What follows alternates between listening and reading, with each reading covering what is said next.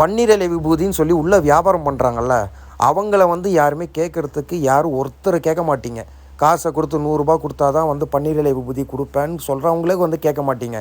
நான் வந்து மக்களுக்காக, முருக பக்தர்களுக்காக நான் சொல்கிறது இலவசமான ஒரு விஷயம் சொல்கிறேன். இந்த மண்ணுக்கான அவ்வளோ பவர் இருக்குங்க. நீங்கள் வீட்டில் வைங்கங்க. நீங்கள் முருகரை வந்து உணர்வீங்கங்க. முருகர் உங்கள் வீட்டில் இருப்பாருங்கன்னு சொல்கிறேன்.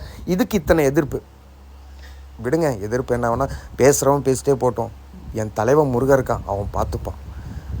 என்ன விஷயமா இருந்தாலும் யாருமே வந்து ஒரு விஷயம் சொல்கிறானா அதை வந்து குறை சொல்கிறதுக்குனே நிறைய பேர் இருக்காங்க. கூட்டத்தில் போய் நிற்கிறோம், டோக்கன் வாங்கி போய் 100 டோக்கனோ பொது தரிசனமோ போய் நிற்கிறோம்.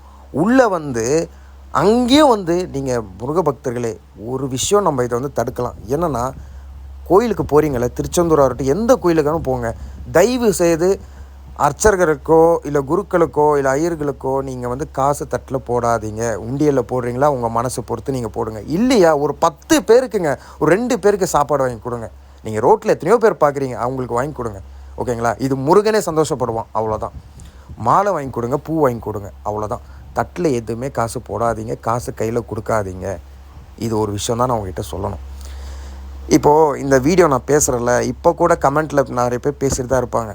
இவன் வந்து கெட்டவன், இவன் வந்து அகேன்ஸ்டாக பேசுகிறவன் பேசிட்டு போட்டோம். ஆனால் என்ன பிடிச்ச ஒரு 10 பேர் இருக்க மாட்டிங்களா? அவங்களுக்கு தெரியும்